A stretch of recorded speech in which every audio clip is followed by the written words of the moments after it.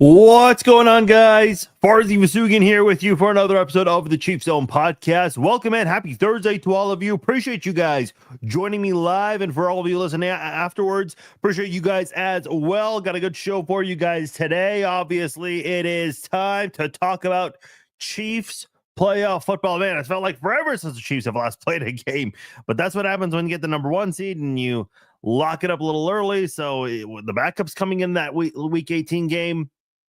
Yeah, I mean, let's be honest, not a lot of Chiefs fans had a lot of interest in that game. So it does feel like it's been a very long time since the Chiefs last played a game. And boy, that is paying dividends right now with what you're seeing on Kansas City's side and how that's really helping out. Because if you look at the injury report today, and we will dive into that, that has helped out Kansas City a lot, the number one seed in the postseason bye, because they have a nice, clean bill of health on that injury report. We'll talk about that, talk about who the left tackle might be, the 53rd player on the roster, who could that be as well? Kansas City does have a decision to make, and they have until 3 p.m. tomorrow to make that decision. Patrick Mahomes has a chance to make history, and of course, we'll break down the game between the Chiefs and the Texans here. Farzy Vasugan with you on a Thursday night, so appreciate all of you guys joining me once again, as we are less than 48 hours away from kickoff. Yes, we're getting there, baby. We are getting there. We're getting closer and closer to the first playoff game for the Chiefs. The Chiefs and Texans will open up the divisional round of the NFL playoffs this weekend. If you guys want to go attend that football game or any NFL action or any sporting event for that matter, you can get your tickets from SeatGeek. SeatGeek is where I go to for all of my sports ticketing needs.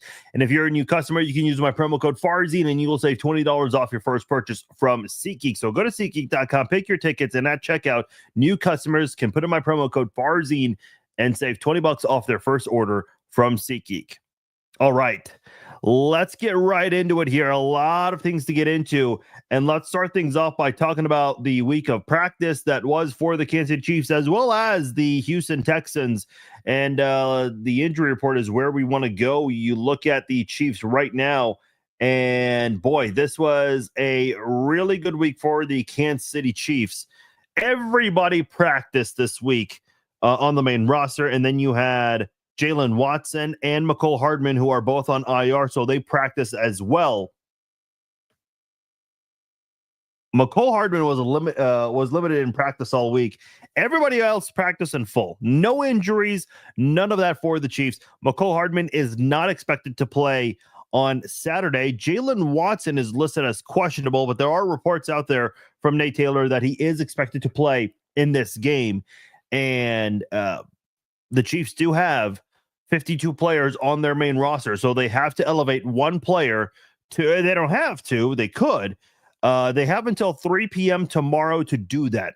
So Kansas City, with all the speculation out there, they are expected to elevate the cornerback who went down with an injury, I think in week 8 against the 49ers. Yeah, with the ankle fracture there. So that is who the Chiefs are. A lot of people thought his season was over. So not the case. Fortunately, he's obviously been practicing and in full, which is obviously a good start to the week for Jalen Watson.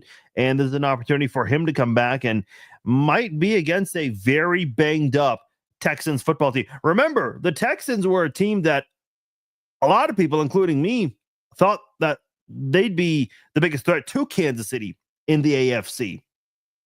And they're certainly at this point, and by the way, kind of an interesting note here, when you look at the final 4 teams in the AFC, it's the same 4 teams as last year. The only difference, the Ravens beat the Texans last year in the divisional round, while the Chiefs beat the Bills in the divisional round. This year, the matchups are different. It's going to be Chiefs-Texans and Bills-Ravens, and I'll get to my NFL picks for this weekend, as we've got a great game to wrap up the divisional round. I think everyone's excited to see that game. But again, you look at Isaiah Pacheco, Patrick Mahomes, obviously with his ankle, Pacheco with the ribs. Chris Jones missed the Christmas game with a calf. Obviously, they're not playing the Week 18 game. So you had some players that were dealing with these injuries here. Shamari Connor's another guy, and everyone practiced in full. Jawan Taylor as well. So it's good to see all of these guys. And this is the thing with Kansas City. What was the narrative all year long? Well, kind of a weird start despite the wins, but the stats are not great. And a lot of people felt like the injuries are playing a big role in that. Well, the Chiefs found a way to push through and overcame that big hurdle there. And they traded for DeAndre Hopkins. And Hollywood Brown eventually came back. Isaiah Pacheco eventually came back. Kareem Hunt was able to, pull through on his own for a little bit there. You saw Samaje Perine start to play a little more as the season went on. So you have all of these players that were hurt, and now they're back. This is a Chiefs team. I mean, you've got essentially everyone back except for Rice. I guess in a way you swapped out Rice for Hopkins. This is a Chiefs team that's getting healthy at the right time. You do not hear about teams that were able to have every player in practice participate in mid-January. Because I mean, listen, if you're playing football in mid-January, it's obviously you're in the playoffs, so you've got great success, but the odds of having everyone available in practice is very, very little. And you just look at Kansas City. Yeah, they've dealt with a lot of injuries this year, but that's in the past now, and now they're at full strength. And that's a perfect spot to be in if you're Kansas City, coming off a bye week, by the way. Little bit, maybe a bit of a Latham bye week because of the fact that the Chiefs starters, a majority of them did not play in week 18, and those who did played very little. I think you saw only a couple of players. I know Brian Cook was one guy. Shamari Connor, a guy who plays a lot of snaps. Not a lot of people played in that week 18 game who traditionally play a lot more. Meanwhile, you look at the Houston Texans and their injury report right now. It is not looking good. Let's first go to Robert Woods on offense. The wide receiver dealing with a hip injury did not practice all week. This is very important because Nico Collins, who had a great game last week, you can't just rely on one guy. And listen, if these injuries, if all these four players who are listed as questionable, if they don't end up playing on the offensive side, I think there's going to be a lot of pressure on Nico Collins. You're probably going to see a lot of targets to Nico Collins. Because man, who do you have right now? When you look at the Texans, they had Stephon Diggs, who they brought in here, was a big signing, but unfortunately he suffered an injury midway through the season, and that ended his season. Tank Dell suffered that injury last month in Arrowhead, and his season is over. And right now you're looking at Joe Mixon. This was a surprise here. Obviously, it was okay on Tuesday, but on Wednesday, he suffered an ankle injury and was limited in practice, did not practice today. So he's listed as questionable right now. If Joe Mixon does not play in this football game, the Texans could be in serious trouble. And look, I'm still looking at the Chiefs, and you look at that defense. They're one of the best run-stopping defenses in the NFL, but you still want to have Joe Mixon out there to maybe take a little bit of pressure off Nico Collins. And that little safety blanket might not be there for CJ Stroud on Saturday. So this is a pretty big concern for the Houston Texans. If he can't go, Dameon Pierce is going to be the guy. He ran twice for 15 yards. I mean, obviously it's a very small sample size, so can't really go off that as far as what he did in the regular season. Dameon Pierce, that is. Ran pretty well. 40 times, 293 yards, average more than 7 yards a carry. Had a long run of 92 yards. That's the longest play of the season for Houston. So that is a guy that they might lean on. Might want to mute that. But you're just looking at this Houston Texans football team. They don't have a lot to work with right now. Nico Collins, who also was hurt this year, missed a couple of games, had just surpassed the 1,000 yard mark, caught 7 passes. After him, you have Tank Dell, who not available, of course. Then you have Dalton Schultz, who had 532 yards and 2 touchdowns, and he was available all season. So Houston right now, I mean, they're looking at a lot of miracles right now if they want to pull this off here. Because I thought with Joe Mixon and possibly Robert Woods, this is a team that would be able to spread it around a little bit, and that would give Nico Collins an opportunity to have some one-on-one matchups. Man, Nico Collins might be in trouble this week because there's a chance that they're going to double team him. And who's CJ Stroud going to throw to? I mean, your best bet if you are the Houston Texans is Dalton Schultz needs to have the game of his life. And he was quiet last week, just 2 for 23 yards. He had that push-off touchdown against McDuffie, if you recall that. But boy, when you look at this Houston Texans offense, they don't have a lot to work with. Again, just a quick reminder, Stephon Diggs was hurt during the season. It was a season ender. Tank Dell's season ended last month. Joe Mixon right now, his status is right now questionable. We don't know what's going to happen. Suffered the ankle injury on Wednesday. Had a great game last week, but might not be available, and they might be looking to a backup here. This is looking like Kansas City's regular season. They lost their running back in Isaiah Pacheco. They lost Rashee Rice. They lost Hollywood Brown on the first preseason snap. I mean, what the Texans are going through right now is what Kansas City went through during the season. And listen, I've already seen some comments about this on the post I had earlier today, and I'm seeing it on a couple of comments here live. Yeah, you might see some excuses here, and a lot of people will point to this as to why the Texans lost. I mean, ultimately, look, injuries are never an excuse at the end of the day. We saw last year a couple of teams missing their quarterbacks, but still found ways to win football games.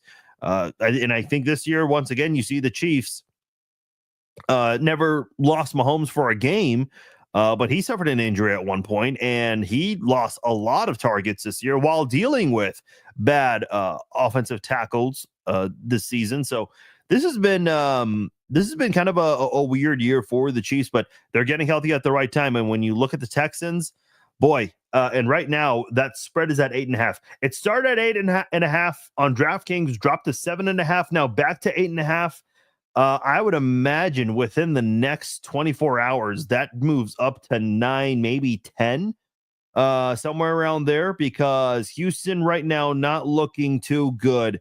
When you consider these injuries right here, they're kind of stacking up for the Texans. Other players on that injury report, I didn't get to finish that. Azeez Al-Shaair, he did not play against the Chiefs last time, not because of an injury, but because of a suspension when he had that late hit on Trevor Lawrence. He is questionable with a knee injury. Didn't practice on Tuesday, but was limited Wednesday and Thursday.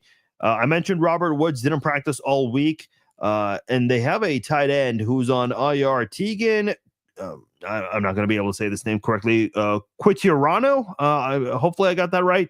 He's got a calf injury there, but he was a full participant all week. So that is the latest on the injury report for the Texans. It's not looking good, though. It's certainly not looking good. I mentioned Hollywood Brown and DeAndre Hopkins. Those who spent a little bit of time together in Arizona. DeAndre Hopkins, a former Houston Texan. As a matter of fact, the last time DeAndre Hopkins played in a playoff game, and I see the comment right there from Zach on YouTube, the last time DeAndre Hopkins played a game was that infamous 24-0 lead the Texans had against Kansas City at Arrowhead. Remember that one? That was that was the same postseason where the Chiefs won the Super Bowl. And you kind of wondered, were the Chiefs ever going to make it to the Super Bowl that year? Because they were down 24-0, and they erased that deficit in like 9 minutes, something like that. So yeah, the Chiefs ended up scoring 51 points in 3 quarters. Crazy for sure. But I mentioned DeAndre Hopkins, and I also mentioned Hollywood Brown. Let's mention Kareem Hunt in here for a moment here. Because Kareem Hunt, he has played a playoff game for the Chiefs, but he's never played a playoff game alongside Patrick Mahomes. Patrick Mahomes was on the team in 2017 when the Chiefs and Titans played. Don't want to recall the specifics of that game, but Mahomes was on the sidelines. That was Alex Smith's final game with the Chiefs. And Kareem Hunt, that was his one and only playoff game with the Chiefs. Now Kareem Hunt, and again, his second chance, and what a story it is for him. He gets to play a playoff game with Patrick Mahomes finally. What a special moment that has to be for him. But obviously, got to get the job done at the end of the day. Kareem Hunt's never gotten past the divisional round before. He lost to Kansas City in the divisional round in Kansas City. If you guys remember a couple of years ago, in 2020, when the Browns visited the Chiefs, that was when Mahomes went out with that head injury and Chad Henne finished the game. But yeah, Kareem Hunt did play in that game there. But Kareem Hunt's never been to an AFC championship game before. DeAndre Hopkins has never been to an AFC championship game before. Hollywood Brown's never been to an AFC championship game before. There's a reason why a lot of veterans are coming to Kansas City. Hollywood Brown said it in the offseason. He turned down more money from other teams to come play with Patrick Mahomes. And unfortunately, we never saw in a full season what these two could have done. Maybe we get to see that next season. But Hollywood Brown, there's a reason why he came here. DeAndre Hopkins went to Tennessee, was waiting on Kansas City, but unfortunately the Chiefs were in a bind with the salary cap, and Hopkins had to go play for someone and start training camp with another team so he could learn the offense. And so he chose Tennessee at the time and now has made his way to Kansas City. These guys are here because they want to win a championship. And these are guys who have never played in an AFC championship game before. And if the Chiefs win this Saturday, those three guys will get to see their first ever AFC championship game. And by the way, speaking of if the Chiefs win on Saturday, Mahomes needs just one win and he will tie Joe Montana for the second most postseason wins by a quarterback in NFL history. Obviously, Tom Brady way high up there. Patrick Mahomes also needs 4 touchdown passes, assuming the Chiefs pull off the three-peat. That should be very easy to do. It might not happen in one game, but for sure it has to happen throughout the duration of the postseason. If it happens in this game, boy, what a game that would be for Mahomes, and what a moment for him. And if he gets 4 touchdowns at any point this postseason, he will tie Joe Montana for second touchdown passes in a postseason career. So obviously, Tom Brady way high up there, number 1, and number 2 in these postseason categories. Joe Montana. Patrick Mahomes has a chance to surpass him in that category. Mickey says sounds like a dream team. It absolutely does. You look at the offensive play. Look, there's a reason why you got all these guys, and we haven't even mentioned Xavier Worthy's name yet. By the way, a lot of you guys are asking where I got this hat. I get this question every damn time. This is my favorite hat in the world, and I think you guys can understand why. I love, and Teresa answered it already. I appreciate that, Teresa, but I'll mention it in case anyone didn't see the comment. This is from the Independence Day. This is actually a Royals hat, not a Chiefs hat. But it says KC, so it can pass as a Chiefs hat. But if you just search Royals Independence Day hat on Google, you should find it. This is from 2022. They did bring it back this past Independence Day. So in mid-June, just type Royals, because I doubt they have it right now. Maybe they do. I don't know. Go check it out. Just type Royals 2022 Independence Day or 4th of July hat. And hopefully you guys will be able to find it because a lot of you guys keep asking about it. So, yeah, I love it. It's my favorite hat. But where was I? Oh, yeah. The wide receivers. I mean, Xavier Worthy, he's gotten better and better as the season's gone along. Travis Kelce. I know a lot of people make such a big deal about Travis Kelce and the fact that his numbers aren't as high. Okay. Can you find me 5 tight ends that have more receptions and more receiving yards than Travis Kelce? Because you're not. Travis Kelce, even though he's regressing statistically, and it's understandable, he's getting up there in age. Travis Kelce, he's still one of the better tight ends. And the tight end position has kind of taken a backseat lately, the past 2 seasons. And Kelce's kind of been a part of that. I don't think it has anything to do with Kelce. I don't think there's a correlation there. It just happens to be a coincidence. But Kelce still is one of the better tight ends in the NFL right now. And speaking of Kelsey, when it comes to the postseason, obviously he has the most receptions in a postseason all time, and he's behind Jerry Rice in touchdowns and receiving yards. So he's not too far behind him in those categories. Might need a second postseason like next year to do it, but unless he goes off, that would be a remarkable career for him. I mean, he's already had a great career, but he just can add even more to that resume of his. Speaking of Kelsey in the postseason, when you look at the fact that Kansas City tries to get that first round bye, how much does that impact a guy like Travis Kelsey?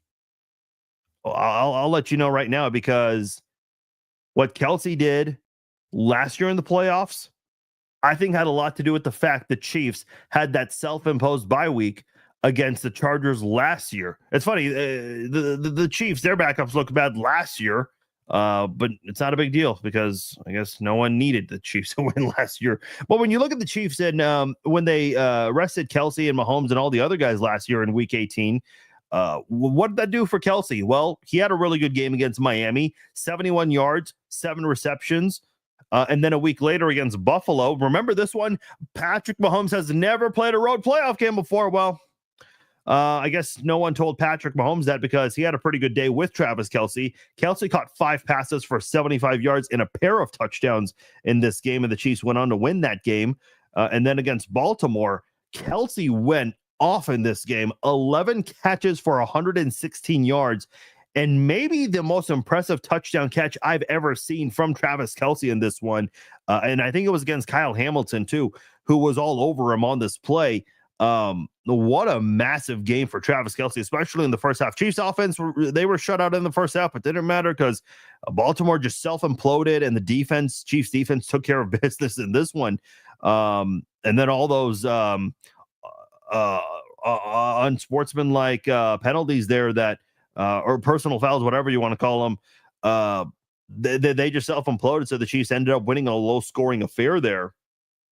But Kelsey had 116 yards in that one. Against the 49ers in the Super Bowl, Kelsey had, I think, just 2, 3, or 4 yards in the first half, but he had a monster second half and overtime period where he caught a total of, in the game, 9 catches for 93 yards. So despite, Kelsey not having a big year last year, he caught 71 against the Dolphins, 75 against the Bills, 116 against the Ravens, and then 93 against the 49ers in the Super Bowl. Had 355 yards in those 4 games. And keep in mind, because of the way the format is now, this is Kansas City's first time playing 4 playoff games in a postseason.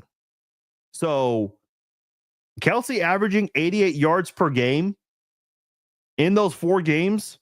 I mean, props to the Chiefs for figuring that out. And I think that bye week had a lot to do with it. So for anyone that wants to say, oh, the Chiefs are not going to three-peat because they've played essentially one full season more than everyone else since 2018 because they keep reaching the AFC Championship or the Super Bowl every year with Mahomes. Well, I guess this certainly helps alleviate that, because the Chiefs, they're well rested. Kelsey was on the Stephen A. Smith podcast, or the Stephen A. Smith show rather, and it's essentially a podcast, but he was asked about retirement.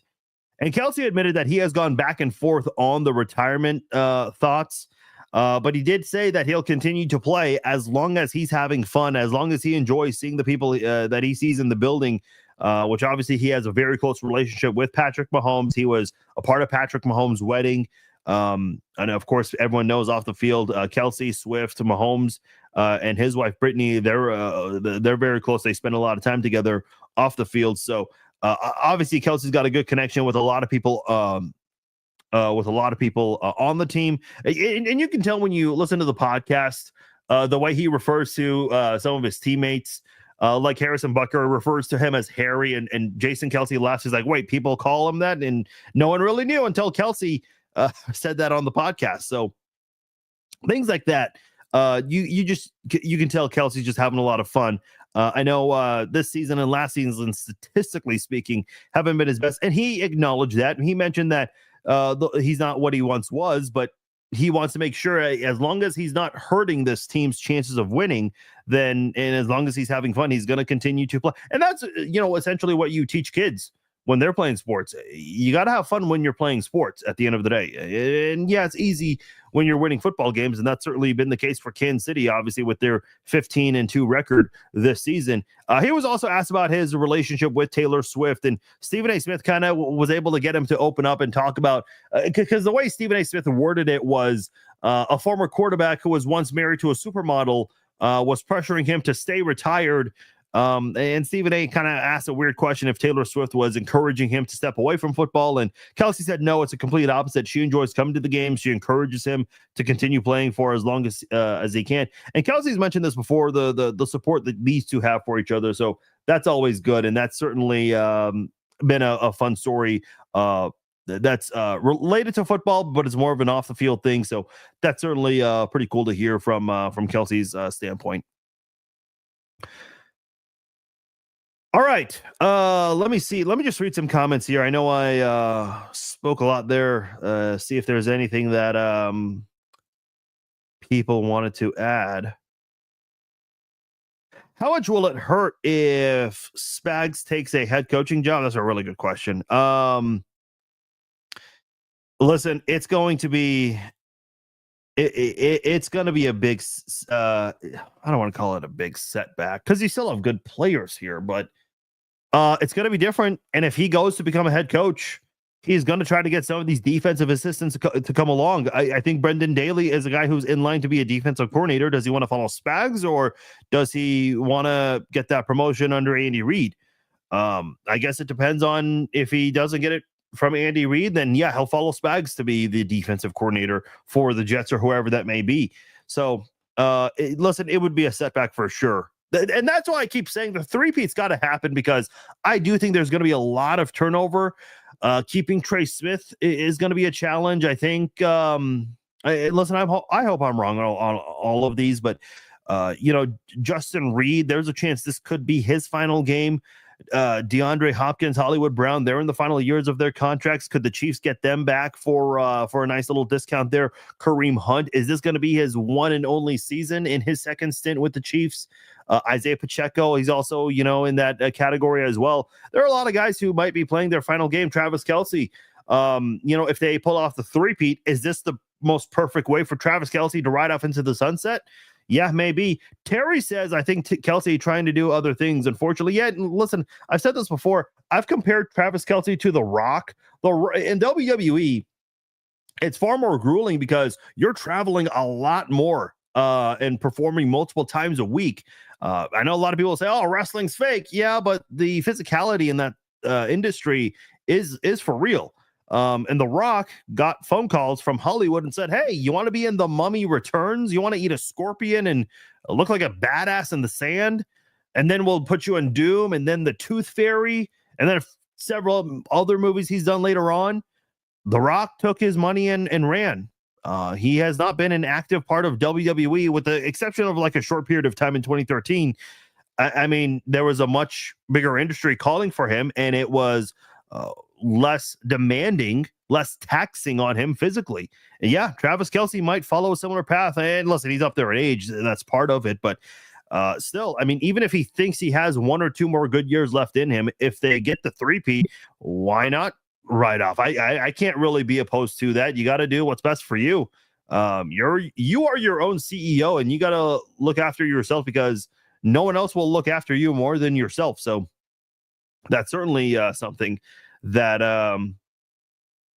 that Travis Kelce's gotta be aware of here. Teresa mentioned, did Andy mention or hint about the offensive tackle lineup? Yeah, that's a good question. So Andy Reid did say today, and let me just pull up the comment on there just to be clear on this. No final decision has been made. The tweet from Matt Derrick between Joe Thuney and DJ Humphries. Andy Reid did say that he will discuss the decision with the coaches. So more specifically, going to be offensive line coach Andy Heck and offensive coordinator Matt Nagy, who's also receiving some interest for head coaching gigs. And he also added that he'll consider what Patrick Mahomes has to say. Obviously a guy like Mahomes, his word holds a lot of weight. But he did add that Mahomes has a lot of faith in both guys. I mean, listen, Mahomes. What's Andy Reid going to say publicly? I mean, he's never going to say anything bad about these guys or that Mahomes. Oh yeah, well we'll think about it. But Mahomes, yeah, I just saw him in the locker room. He was talking shit on this tackle. No, obviously you'll never hear that kind of commentary from anyone publicly. I'm sure those discussions are had behind closed doors. You think Kelsey will be a commentator after he retires? You mean like it depends what kind of commentary. Would it be like what his brother's doing on ESPN where he's serving as an analyst once a week on just Mondays? Maybe that certainly might be a possibility for him. That might be more that something like that might be more feasible for Travis Kelce's schedule, because assuming he wants to pursue this Hollywood entertainment industry that he's now a part of, you could do the podcast, and you could also do some analysis work for CBS or whoever that would come. I'm sure a lot of people are going to be calling him. And then, if you're working once a week for CBS where you're, interviewing someone virtually, like on Zoom, and then you show up on Sunday or Monday whenever you're working, Thursday, maybe even, if that's a possibility, and you do your analysis for that one day, and then you can spend the rest of your days pursuing whatever you're doing entertainment wise. Yeah, sure. It's actually very common for actors, to be doing, to be filming a project for 4 or 5 days of the week, and then they might go home or do something else, or maybe attend a convention where they can make extra money there. So that would not be out of the ordinary for a guy like Travis Kelce. Not at all. If Nagy leaves, do we bring back Eric Bieniemy? I don't know. I'm not. I don't know. I would not dismiss that possibility. I think, I know Mike Kafka's gotten head coaching interest. I don't think he's in the lead for any of these, but he's out there. So is Doug Peterson. Kyle says, do you really think we will let Pacheco walk? I hope not. Here's the odd thing. Isaiah Pacheco, of all people, has proven that, look, if you scout players well, you can maybe find a running back on day 2 or day 3 of the draft, rather than spend a lot of money on one in free agency or one on in the first round. I mean, that's bad news for Pacheco himself, but he kind of created that in a weird way, because he was a 7th round pick, almost went undrafted. So I don't know. Listen, maybe because of his injury this year, he's not in position to demand a lot of money. So maybe he could come back on a good price. I know for sure the Chiefs have to make a very strong attempt to restructure the contract with Jawan Taylor, because I think that's what could be holding them back in a lot of situations there. So we'll see what the Chiefs want to do with all of that. Hopefully we don't have to discuss that anytime soon. Hopefully we can discuss that in mid to late February in more detail. For right now, let me get to these divisional round matchups. I'll get to Chiefs Texans in a moment, but let's start with the other Saturday game that'll take place afterwards between Washington and Detroit. Boy, this is going to be a really good game. Detroit is the big favorite in this one at 9.5, but the over under is at 55.5. So I guess they're thinking both teams are going to score a lot, but Detroit's going to score much, much more. I mean, I don't know. That's a very, very interesting line and over under. Because you look at Baltimore, and Baltimore is a 1-point favorite, and the over under for that is 51.5. So I don't know how I don't know how they crunched the number for that one for Washington, Detroit. Maybe it's a game where you see a lot of scoring, but I guess the team that wins is going to have a lot more points. I don't know. That's a weird one. I think this is going to be close, but I'm going with Detroit in this one. You got Sonic and Knuckles doing what they've been doing all year long. The defense did not look bad against Minnesota. I know Sam Darnold had a lot of bad passes here, and Sam Darnold, he might have a very interesting offseason, one that he might not have expected to see. But this is a Detroit team that I just think is going to be too much. I think that's where the experience versus inexperience could come into play. I still think Washington is going to make it a close game. I really do. So I'm going to go with Detroit in that one. The Rams against the Eagles. This is in favor of Philly by 6.5 points. I think it's going to be another close game. And I'm going with the Eagles in that one. I can see that one being in a shootout as well. In fact, I'll just say this right now. All of the three other games, Lions, Commanders, Eagles, Rams, and Bills, Ravens, I think all three of those games are going to be shootouts. I do think the Kansas City Houston game is going to be a one-sided game. Earlier on in the week, I didn't think that, but with these injuries, especially the one to Joe Mixon, that's the one I do think could seriously be one of the more, maybe the only boring game of the weekend. So I do think all the other games are going to be close. Baltimore, Buffalo, this one's going to be just straight up cinema. This is going to be a masterpiece. This might be one of the best postseason games of all time. And I would even argue that this would be possibly the best playoff game you will see this postseason. I've seen Buffalo at one point favored by 1 point to win, and I've seen Baltimore favored by 1 point to win. This is straight down the middle. No one really knows. Like if you had to bet $100 on who you think is going to win, no one can put that bet with 100% confidence, because this is a very close matchup. I know Baltimore blew them out earlier in the year, but that was very early in the season, and Buffalo is a much better football team since then. Baltimore's defense has also gotten better since then. So this is going to be close. I'm going to go Baltimore by a field goal. I've said for a while that I do think Baltimore and Kansas City will meet in the AFC Championship game, and I'm going to stick to that. So I'm going to go with Baltimore, Philadelphia, and Detroit as the three teams who will win this weekend. And of course, my fourth team is going to be Kansas City. So that's what's going to happen. Michael says, not boring for us Chiefs fans. We need a blowout win. You know, it's funny.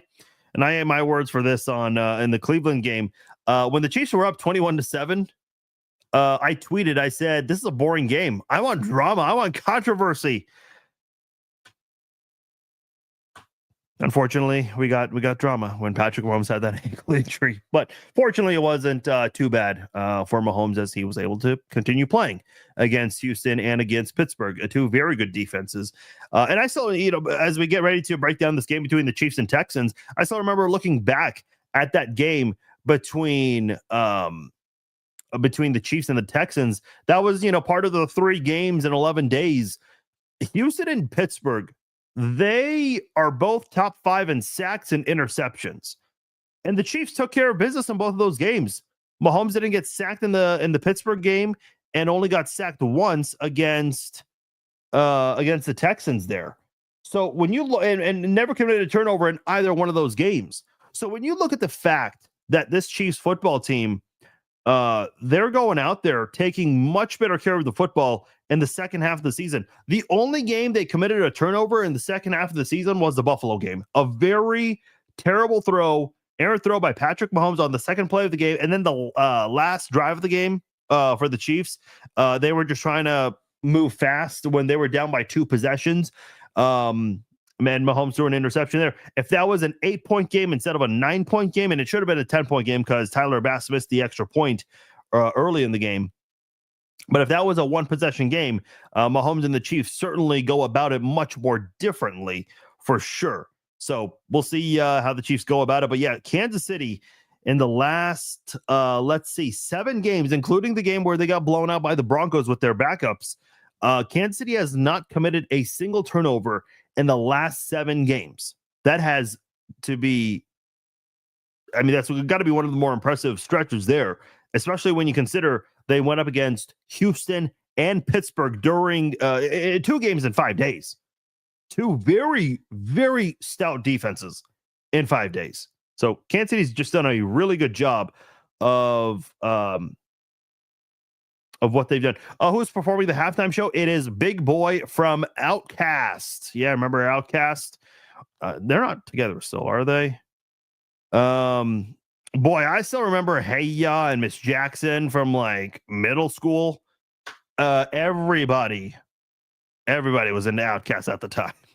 Remember Roses? That was I like that song, Roses by Outkast. Caroline. Anyway, you guys don't need to hear me sing anymore than that. Mahomes was only sacked once by the Texans and the Steelers combined. And the Texans, they've got 2 elite edge rushers there. So for the Chiefs to be as good as they've been in those 2 games against 2 very good defenses with their offense coming together, I think it just shows Kansas City can compete with the best.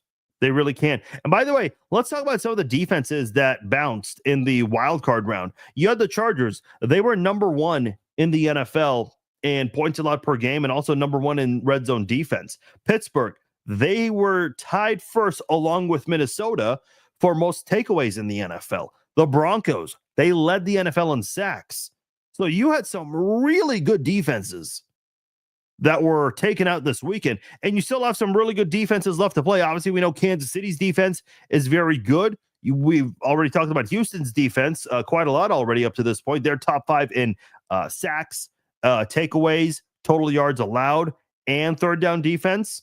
Very good defense there. Buffalo's defense certainly very good. Baltimore's defense has gotten better. I know Detroit's defense is not what it once was earlier in the season because of the injuries, but maybe this would give them a chance to certainly rest up and try to play better despite not having some of their key players there. So, and Washington, I don't think their defense gets enough credit as well because they've made some plays from time to time. So you had a lot of defenses exit last week, and you still have some really good defenses that are still around right now. So just something to think about with those playoff teams and the types of defenses we've seen up to this point. But let's go ahead and get into the breakdown between the Chiefs and the Texans. Clay Martin, your referee for this game, and I saw the stat out there. Someone mentioned that the Chiefs are 6-0 when Clay Martin's the ref. Listen, the Chiefs have a very good record regardless who the ref is, and their record whenever that referee's officiating the game. It's like, calm down, people. The Chiefs have a really good record with a lot of these refs because they've been winning a lot. That's just the way it works. Same thing with the Patriots during their 18-year stretch. This is going to be on ABC and ESPN. So if you don't have cable, you can catch it on ABC. And if you don't have either of those, but you have ESPN Plus, you can catch the game on ESPN Plus. Joe Buck and Troy Aikman are going to be announcing this game. This is going to be the final game for Joe Buck and Troy Aikman this football season. I mentioned already, Kansas City, they're 8.5-point favorites, minus 455 favorites, and the Texans plus 350 underdogs. The over-under for this one is at 41.5. D'Amico Ryans, former Texan himself, had a successful career early on in his career, played briefly under Andy Reid in Philly. Offensive coordinator Bobby Slowick has some history with the Shanahan family, so spent some time with them, and D'Amico Ryans was part of that as well, and made his way to becoming a head coach, and Bobby Slowick following D'Amico Ryans to Houston. When you look at the Houston offense, people thought they were going to take a big step forward from last year. Not the case. 18th in total offense, 20th in passing, 14th in rushing, 22.4 points per game. That is right down the middle, 16th in the NFL.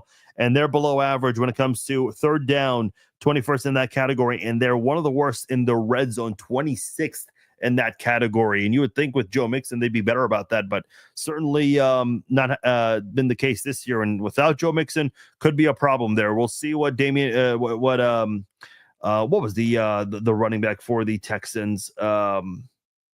Damian Pierce, what he could do for the Texans if he has to play and his numbers called quite often.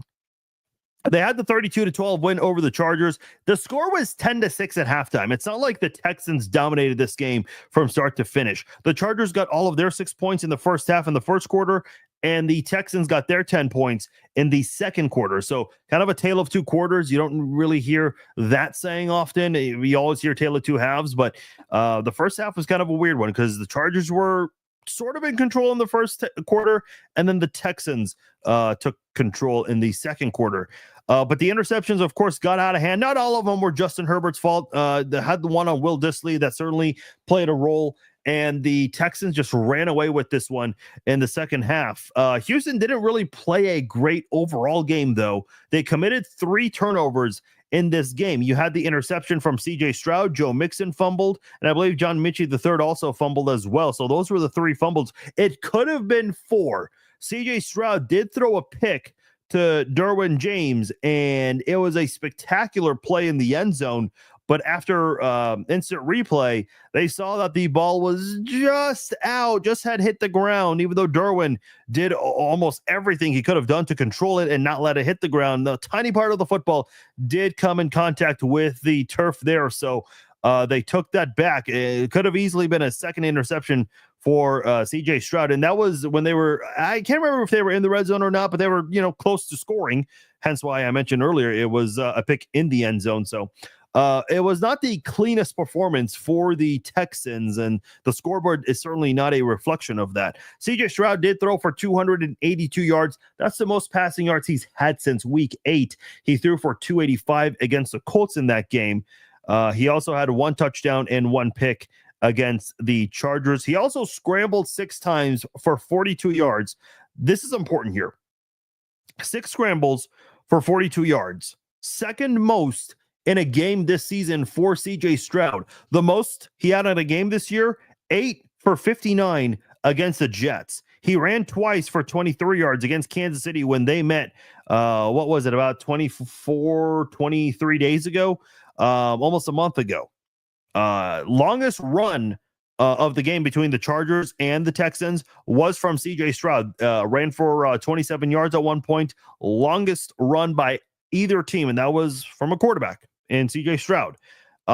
Against the Chiefs, Stroud was 23 of 39 passing for 244 yards, a pair of touchdowns, and a pair of interceptions, and also was sacked twice. So seemed to be a theme for CJ Stroud in that game. I mentioned Joe Mixon had the fumble early on a reception he had, but did finish strong. Ran 25 times for 106 yards and a touchdown. He surpassed the 1,000 yard mark this season. Also had 11 rushing touchdowns this season. But I mentioned he suffered that ankle injury on Wednesday, did not practice today, so he is currently listed as questionable.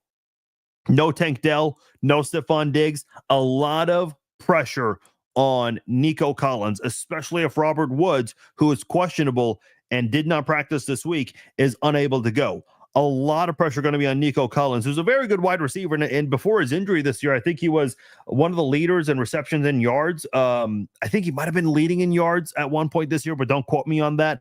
He had a really good game against the Chargers. The best game he's had in a month, 7 catches for 122 yards and a touchdown. He ended a 4-game drought of no 100-yard receiving games. His best game during that stretch was against the Chiefs, though. He caught 7 receptions for 60 yards in that game. Certainly not good by his standard, but that was the best he had during that drought there. The next best pass catcher for the Texans in this game was Xavier Hutchinson. He had 1 catch for 34 yards. Then you had Cade Stover, 4 catches for 28 yards. So Nico Collins, great game from him, but behind him, don't have a strong supporting cast there. Their biggest bet would have to be Dalton Schultz, who was quiet last week with just 2 catches for 23 yards. He had the touchdown against the Chiefs. It was a push-off, but still, I suppose he got it. And the Chiefs, Michael just kind of stole my thunder here. Yeah, it's a really good point. That's kind of what I was about to get to. The Chiefs haven't really been their best this season defending tight ends. It was more of an issue during the first half of the season. But when you're the Houston Texans right now, and you're kind of looking at the fact that, they've got a lot of key players missing, if you're Bobby Sloak, the offensive coordinator, you got to look at Dalton Schultz, because maybe there's a chance that he has a big game against Kansas City's defense, which has not been very good at defending tight ends. And that could be what allows the Texans to maybe make this a game when a lot of us might not expect it. Blake Fisher, the rookie right tackle from Notre Dame, he has struggled immensely this year. One of the worst offensive tackles this season. Titus Howard has played some right tackle. He's the right guard for them. He's allowed 37 pressures total this season. Juice Scruggs, who has played all over the interior line this season, he's going to have to step up. Laramie Tunsil, their most reliable pass blocker. So Kansas City certainly needs to take advantage of the weaknesses of that offensive line for sure. The defensive coordinator for the Texans, Matt Burke, and they've got a very solid defense, as I mentioned, a very good defense. In fact, third in total defense, 6th against the pass, 11th against the run, 11th in points per game allowed, 21.3 points per game allowed. They do struggle in their red zone defensively, 24th in that category, but they have the third best third down defense. And I mentioned this earlier. They're top 5 in total yards allowed, third down defense, sacks, and takeaways. So this is a defense that's able to get their hands in so many different parts of the so many different facets defensively speaking. But Kansas City didn't seem to get the memo because 26 days ago when these two teams played, I said 23 or 24. It was actually 26 days ago. Kansas City didn't care about the fact that they were top 5 in all of those categories defensively because Kansas City had 375 total yards of offense. They only allowed 1 sack and didn't commit a single turnover. And they were 7 of 13 in third down conversions. So the areas where the Texans have excelled defensively, Kansas City had no problems countering that with their offense. So that was really encouraging to see. And that was, by the way, Hollywood Brown's first game back. And Hollywood Brown got to play a second game with Patrick Mahomes against the Steelers. So he was able to get his feet wet. I would have been more concerned if Hollywood Brown's first game was going to be this Saturday because you don't have any kind of established on-the-field rapport with Patrick Mahomes. But you got a couple of games under your belt, fortunately. These guys did great together in OTAs and training camp. Spent a lot of time. They were really clicking in practice. Now we get a chance to see it in the postseason. Now that they got a couple of regular season games under their belt, I certainly think that that certainly played a big role. Mike, thank you for listening. This podcast wouldn't exist without people like you. So I appreciate you guys. Teresa says, I get enough stress from watching KU hoops. Listen, you watching the Chiefs should help you get through KU. That's how it's the other way around. But yeah, KU has not been their season. No, not what people thought it was going to be. When you look at the Texans defense, I mentioned their linebacker Azeez Al-Shaair was suspended 3 games because of his hit on Trevor Lawrence. So he missed the Chiefs game last time these two teams met up. Might miss this game with an injury. We'll see. He's currently questionable with a knee injury. They do have another good linebacker in Henry To'oTo'o, who is their leading tackler, surpassed 100 tackles this season. They've got another solid linebacker there in DeVille Hewitt, who had 2 forced fumbles this season. But it's all about those edge rushers there, Danielle Hunter and Will Anderson.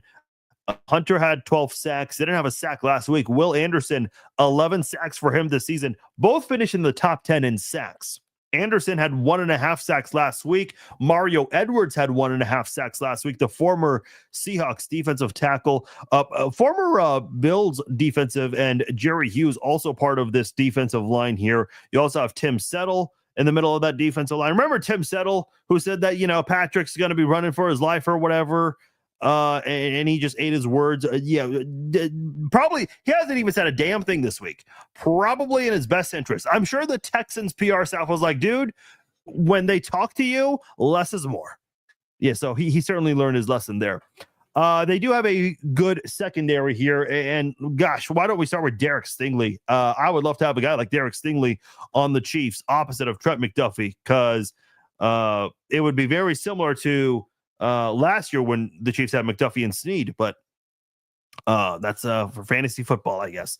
Stingley, 2 picks and a forced fumble last week. Great game from him. He also had 2 picks against Miami, both of them targeting Tyreek Hill. So Tyreek Hill, I know this was a step back season for him, but still, it's never easy to get 2 picks on throws intended for Tyreek Hill. And Derek Stingley was just all over him in that game. He got his first ever All-Pro and Pro Bowl honors, rightfully so. Kellen Bullock, 5 picks on the season, which, good statistically, has not been a good cover safety this year, though. So that's certainly something Kansas City wants to try to exploit if they can. Quarterback Kamari Lassiter, opposite of Derek Stingley, solid number 2 cornerback, has 3 interceptions this season. Former Chief safety Eric Murray, he had 1 interception in the regular season and also 10 pass deflections to go along with it. He had a pick 6 last week for the Texans. So Eric Murray, who was part of the defensive rotation for the Chiefs secondary a while back, he made some noise last week with that pick 6, and some Chiefs certainly enjoyed seeing their former teammate go out there making a play. Special teams coordinator Frank Ross, Kai Fairburn, one of the better kickers in the NFL, 36 of 42 field goals. That's the 5th most total field goals on the season made. He was 3 of 3 in field goals last week and 3 of 3 in PATs as well. Tommy Townsend, former Chief, everyone knows what he's capable of. He's one of the better punters in the NFL, and he certainly continued that during his time with Houston. Robert Woods is their punt returner, but if he's not able to go, it's probably going to be Xavier Hutchinson who handles kick return duties. So that is something to be aware of with their special teams unit. So originally, my score for this one, I said 31-24. The 31 is intentional there because I think the Chiefs finally surpassed the 30-point mark, going above it for the first time all year long. Why not do it for the first time in the playoffs? So that'd be your first time all year getting 31 or more points. I said 24 originally because I thought Houston's offense had some things to work with. And you look at the offense right now, and let's say Joe Mixon plays. Is it going to be 100%? I don't know. I mean, he's obviously not going to be 100%, and that's going to be the big concern here, because if he plays, is it going to be, playing through pressure? Does he re-aggravate it? Obviously you want these guys to play at their best. And you know what Joe Mixon's capable of. He was with Cincinnati for a few years, did a lot of good things there. Had a really strong first season with the Texans, and you saw it last week. So this would be a massive loss for the Texans if Joe Mixon was unable to play, because he certainly recovered after that fumble. Got off to a very slow start, but man, he finished strong after that. You lose Joe Mixon, there's a lot of pressure on Nico Collins. And your only hope would be Dalton Schultz. And against Kansas City's defense, good luck. That's all I'm going to say. Good luck. Good luck. Hey, listen, I did want to make a note of this earlier, but I forgot. Chris Jones did a press conference, and this is not the first time ever a Chiefs player has said this kind of thing, but Chris Jones was asked, because I remember reading Derek Stingley making Pro Bowl and All-Pro honors. Chris Jones was asked how it felt to be a Pro Bowler again, and also making first team All-Pro. He mentioned that, he doesn't really care about the Pro Bowl so much because, and I didn't realize this until he mentioned it. His third year in the NFL, he had 15 and a half sacks. I think that was the year where he had a sack in 11 straight games, which is an NFL record, and he didn't get to the Pro Bowl, which is insane. But he didn't make the Pro Bowl that year. So he said he doesn't care about Pro Bowls. And All-Pro, I mean, he kind of cares about that one because that one is more significant. That's where you have the 50 AP voters who are selecting those. So that is taken more seriously for sure. So I can respect that mindset. And listen, I know Chris Jones personally doesn't care. I mean, he's got the highest paid contract for a defensive tackle in NFL history, but there are a lot of guys that get contract incentives if they make the Pro Bowl. As a fan, I don't care. I mean, listen, they're still making millions and millions of dollars, whereas making the or missing the Pro Bowl, it's not what it once was. It's just not. I watched the Pro Bowl last year. And it was just a joke. I didn't even know, why am I even watching this? I wasn't sure if there was a comment that was, because I know they interview players in between activities and everything. It's like flag football, but then they take a break from the flag football and they do the position contest or whatever, like relays almost. It just isn't the same it once was. So It's funny. Everyone says they don't care about the Pro Bowl, but then when the Pro Bowl results come out, everyone freaks out. How did this person make it? How did that person not make it? It's like, wait a minute. You don't care about this game that you're not going to watch, but suddenly you want to care about the game. So it's always interesting to me. But Chris Jones mentioned we don't care about Pro Bowls here. We care about the Super Bowl. And that's certainly understandable because the Chiefs, the last time the Chiefs played in a Pro Bowl, Mahomes, Tyreek, and Kelsey, I think, were in that Pro Bowl. And that was Tyreek Hill's last time playing a game with the Chiefs as his teammates. So, yeah, it's felt like forever since the Chiefs have last been a part of something like that. Because, yeah, sure, their guys might get voted in or some of the guys might be snubs, but they don't care because at the end of the day, the Chiefs just end up going to the Super Bowl. I do agree. I'm kind of disappointed that it's not in Hawaii anymore because that was their only game because Hawaii doesn't get NFL games. So why not let it be like a vacation for the players? It's not a bad place to go play the Pro Bowl at. And the fans there, they get a chance to see these players that they don't ever get to see in person. So why not? I thought that would have been nice, but they decided to go away with that. I don't even know where is the Pro Bowl going to be this year? Pro Bowl 2025. I'd love to walk up to like 10 random fans and ask them where the Pro Bowl is going to be. Yeah, I can't even come up with it. Pro Bowl location. Oh, it's back in Orlando. Okay, cool. Orlando does not have an NFL team, but they're going to go play it there. So have fun to everyone that's playing in that one. Hopefully no Chiefs in that one there. All right, guys. I'm going to go ahead and sign off here. You guys got my score prediction. I'm going 31-17. Chris, I appreciate you. Appreciate the comment. I appreciate all of you guys joining me for this episode of the Chiefs Zone Podcast. A reminder, tomorrow, Red Friday live chat. It's going to be earlier than usual. We're going to go live at 3 p.m. Central Time. So join me for the Red Friday live chat at 3 p.m. And then pregame live chat. We will go live 10 a.m. on Saturday. We will go live for our pregame live chat at 10 a.m. And I'll remind you guys tomorrow. And then, of course, we'll do our halftime live stream when the first half comes to an end. And then after the game, we will do the Chiefs Zone Podcast live. So join me right after the game. I'll have the link for you guys to click. And you guys will be able to call in. Just got to click on the link, turn on your audio, your video, and put in your name. And it's almost like a radio show. You call in like that. So call in after the game. Let's talk about it afterwards. Hopefully recapping a win and Kansas City's 7th straight appearance to the AFC Championship game, a.k.a. the Arrowhead Invitational. All right, guys. Once again, I'm Farzad Vasugian. Thank you all for joining me tonight. Appreciate everyone listening. I'm out. Enjoy the rest of your Thursday.